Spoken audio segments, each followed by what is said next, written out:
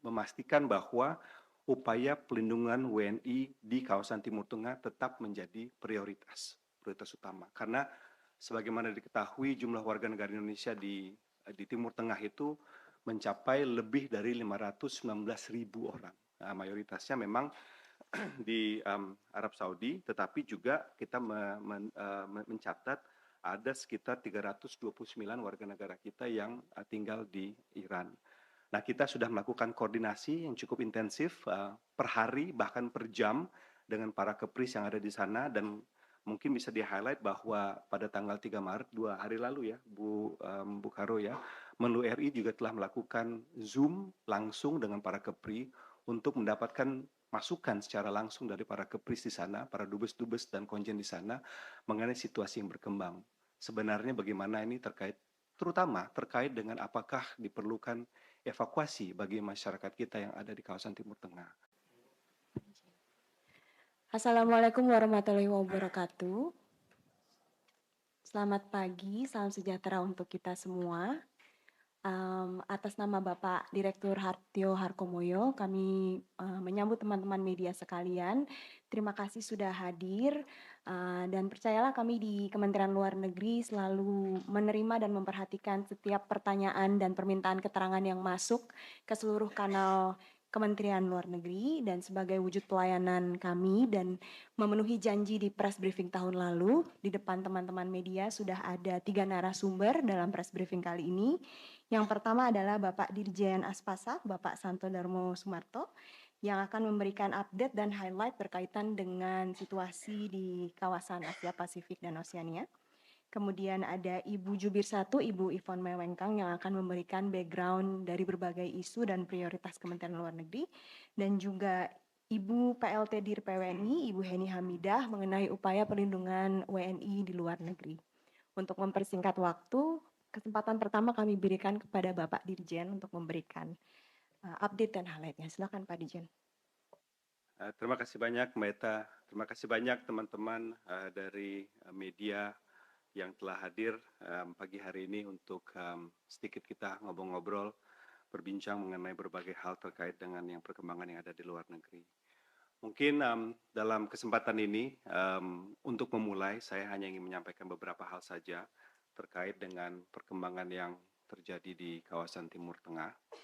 Untuk nanti mungkin kalau misalnya ada pertanyaan-pertanyaan lain, nanti kita bisa explore lebih mendalam ya, hal-hal yang tengah berkembang di sana. Jadi saya ingin menyampaikan bahwa pemerintah Republik Indonesia terus mengikuti dengan dekat eskalasi ketegangan yang saat ini terjadi di kawasan Timur Tengah, termasuk aksi saling serang yang melanggar kedaulatan beberapa negara yang terdampak di kawasan Timur Tengah. Ini menjadi penting karena situasi tersebut berpotensi untuk meningkatkan ketidakpastian keamanan baik regional maupun global. Ini juga mengancam keselamatan warga sipil di kawasan tersebut dan tentunya juga memiliki dampak terhadap perkembangan ekonomi global. Nah, sebagai bentuk implementasi dari politik luar negeri kita yang bebas aktif dan tentunya amanat konstitusi untuk turut melaksanakan ketertiban dunia, Indonesia berharap untuk berperan sebagai honest broker ya, bukan sebagai aktor yang mengambil posisi terhadap salah satu pihak. Nah, beberapa hal sudah dilakukan oleh Kementerian Luar Negeri, tentunya berkoordinasi dengan perwakilan Republik Indonesia yang ada di berbagai negara di kawasan Timur Tengah untuk melakukan beberapa hal. Tentunya yang pertama adalah sejak awal kita sudah mengeluarkan pernyataan terkait dengan kondisi di kawasan. Pernyataan tersebut diantaranya menyebutkan pertama, mendorong penghentian kekerasan oleh semua pihak dan upaya untuk deeskalasi. Yang kedua, menegaskan pentingnya penghormatan terhadap kedaulatan dan integritas wilayah setiap negara, serta penghormatan terhadap hukum internasional termasuk Piagam PBB. Kemudian dalam statement kita juga disampaikan upaya untuk mendorong diplomasi dan dialog di antara pihak-pihak yang terkait dan tentunya menyampaikan kesiapan Indonesia untuk memfasilitasi dialog apabila diharapkan oleh berbagai pihak yang terkait. Yang kedua adalah untuk mengintensifkan komunikasi diplomatik di antara Indonesia dan negara-negara di kawasan. Mungkin teman-teman sudah mendengarkan, mengetahui juga bahwa Presiden RI telah melakukan phone call dengan pimpinan di Uni Emirat Arab, Emir Qatar, dan juga Raja Yordania. Pak Menlu juga sebagaimana teman-teman ketahui juga sudah melakukan phone call dengan beberapa counterpart beliau, termasuk diantaranya Menlu Iran, Menlu UAE, dan juga Menlu Arab Saudi. Di saat yang sama, berbagai organisasi internasional ataupun regional juga sudah mengeluarkan statement ataupun dalam proses untuk mengeluarkan statement, dan dalam kesempatan tersebut di mana Indonesia merupakan bagian dari regional ataupun multilateral forum tersebut, kita juga aktif untuk menyuarakan posisi Indonesia dalam joint statement yang akan disampaikan. Tentunya yang kita ingin lakukan adalah mendorong penyelesaian damai berdasarkan hukum internasional. Dan yang ketiga yang dilakukan oleh Kementerian Luar Negeri tentunya memastikan bahwa upaya pelindungan WNI di kawasan Timur Tengah tetap menjadi prioritas utama. Karena sebagaimana diketahui jumlah warga negara Indonesia di Timur Tengah itu mencapai lebih dari 519.000 orang. Nah, mayoritasnya memang di Arab Saudi, tetapi juga kita mencatat ada sekitar 329 warga negara kita yang tinggal di Iran. Nah, kita sudah melakukan koordinasi yang cukup intensif per hari bahkan per jam dengan para kepris yang ada di sana, dan mungkin bisa di-highlight bahwa pada tanggal 3 Maret 2 hari lalu ya, Bu Karo ya, Menlu RI juga telah melakukan Zoom langsung dengan para kepri untuk mendapatkan masukan secara langsung dari para kepris di sana, para dubes-dubes dan konjen di sana mengenai situasi yang berkembang. Sebenarnya bagaimana ini terutama terkait dengan apakah diperlukan evakuasi bagi masyarakat kita yang ada di kawasan Timur Tengah. Nah, hal tersebut disampaikan oleh para kepri dan memang setiap negara di sana kondisinya berbeda dan juga arahan imbauan dari pemerintah setempatnya juga berbeda. Dan itu mungkin nanti bisa didalami juga oleh statement dari Ibu PLH Dir PWNI. Mungkin untuk sementara segitu dulu dari saya. Terima kasih banyak, Maita. Terima kasih banyak Pak Dirjen. Untuk melanjutkan kami persilahkan Ibu PLT Dir PWNI, Bu Heni Hamidah untuk memberikan perkembangannya. Baik, terima kasih Bu Greta.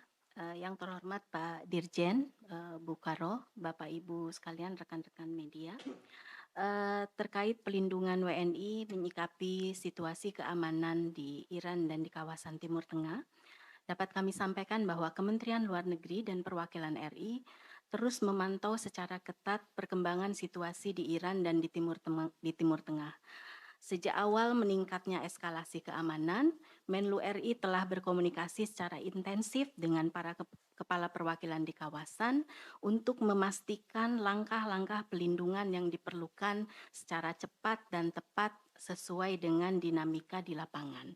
Nah, terkait hal ini, Kemlu dan perwakilan RI telah melakukan langkah-langkah sebagai berikut. Pertama, membentuk crisis response team dan meningkatkan komunikasi intensif setiap harinya antara Kemlu Pusat dengan perwakilan terdampak di kawasan untuk mendapatkan update kondisi real situasi keamanan di lapangan dan kondisi serta keberadaan para WNI. Kemudian juga menyampaikan laporan perkembangan situasi kepada pusat secara berkala. Ini dilakukan oleh perwakilan-perwakilan kita.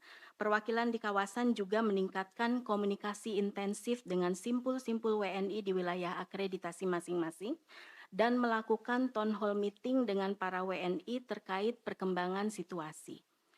Selain itu, perwakilan juga memperbaharui data jumlah dan sebaran WNI di perwakilan RI masing-masing, melakukan pemutakhiran rencana kontingensi dan asesmen opsi-opsi evakuasi apabila keadaan memburuk. Kemlu dan perwakilan juga memantau perkembangan situasi keamanan melalui koordinasi dengan pemerintah setempat. Dan setiap harinya kita juga memantau operasional bandara internasional di wilayah terdampak beserta penerbangan yang tersedia setiap harinya. mengantisipasi penanganan WNI stranded akibat disrupsi jadwal penerbangan, dan juga kita tidak henti-henti menyampaikan himbauan kewaspadaan kepada para WNI di wilayah akreditasi di masing-masing perwakilan untuk memantau informasi resmi dari otoritas tempat dan perwakilan RI, menjaga komunikasi intensif dengan perwakilan RI terkait atau terdekat, membatasi aktivitas non-esensial, serta menunda rencana perjalanan keluar atau masuk ke wilayah terdampak hingga situasi keamanan dan operasional penerbangan kembali kondusif. Dan tentunya kita juga telah mengedarkan hotline perwakilan maupun pusat yang bisa dihubungi oleh para WNI. Hingga saat ini, rekan-rekan media belum diterima laporan adanya WNI yang terdampak langsung oleh serangan. Yang terdampak saat ini adalah adanya WNI stranded karena pembatasan atau penutupan ruang udara, pengalihan rute penerbangan, serta ketidakpastian jadwal transportasi internasional. Terkait penanganan WNI stranded, Kemlu juga telah menerima laporan setiap harinya dari perwakilan yang melaporkan penanganan WNI stranded di wilayah akreditasinya masing-masing. Nah, untuk para WNI stranded ini, mereka sambil menunggu penerbangan yang akan membawa para WNI, mereka mendapatkan akomodasi dan penginapan serta konsumsi dan pengaturan jadwal penerbangan lanjutan yang dikomunikasikan oleh perwakilan RI dan otoritas setempat. Dalam upaya penanganan jemaah umroh, ini mungkin menjadi perhatian kita juga untuk penanganan WNI jemaah umroh yang stranded. Perwakilan RI menerjunkan tim pemantauan di Bandara Internasional King Abdul Aziz Jeddah dan Bandara Internasional Prince Muhammad bin Abdul Aziz Madinah selama 24 jam, dan jemaah yang masih tertahan kepulangannya di bawah koordinasi perwakilan dan pihak travel dicarikan akomodasi atau penginapan di sekitar Bandara Jeddah dan Madinah sambil menunggu tiket kepulangan yang tersedia. Perwakilan juga saat ini tengah menjajaki berbagai penerbangan untuk mengupayakan penerbangan tambahan ke wilayah sana. Khusus terkait penanganan jemaah umroh, Kemlu berkoordinasi dengan Kementerian Haji dan Umroh juga menyampaikan himbauan untuk penundaan perjalanan ke kawasan Timur Tengah hingga situasi lebih kondusif. Kemudian rekan-rekan media terkait rencana evakuasi WNI di Iran, tentunya mencermati perkembangan situasi dan keamanan di Iran.